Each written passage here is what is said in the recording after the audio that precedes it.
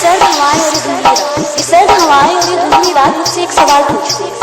आज फिर से अकेले खड़े हो, आज फिर से अकेले खड़े हो या किसी के इंतजार में हो क्या? आज फिर से उनके प्यार में होना, तुम्हें कितनी बार तो यहाँ बिलखते आंसुओं के साथ तुम्हारे टूटे हुए दिल को देखा है। तुम्हें कितनी बार तो यहाँ बिलखते आंसुओं के साथ तुम्हारे टूटे हुए दिल को देखा है। टूटते नहीं हो क्या? दीपुराज, दीपुराज, दीपुराज, हनुमान मंदिर मुजफ्फरपुर, हनुमान मंदिर मुजफ्फरपुर।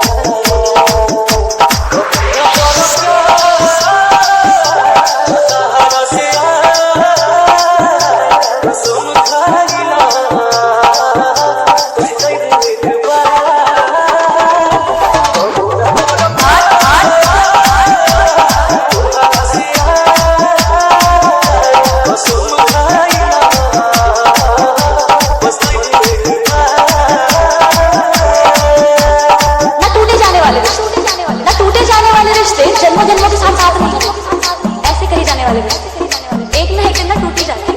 पर फिर भी ना हम आखिर उम्मीद करना नहीं छोड़ते। पर फिर भी ना हम अपने दिल से उसे कभी भुला नहीं पाते। वो आशिक थी ना कितना दीपुराज,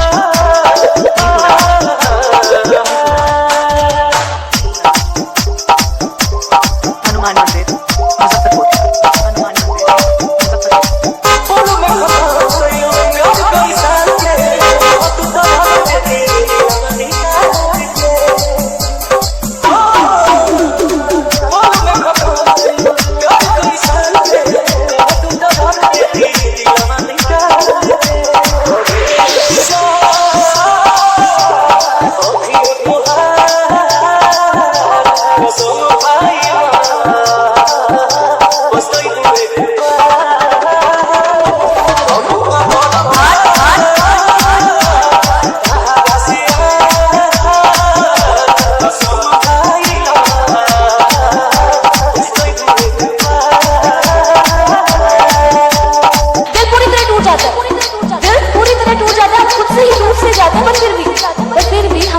उसको मनाने से रोक नहीं पाते।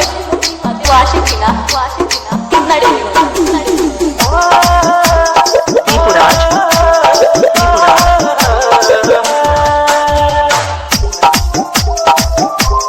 हनुमान मंदिर मुजफ्फरपुर, हनुमान मंदिर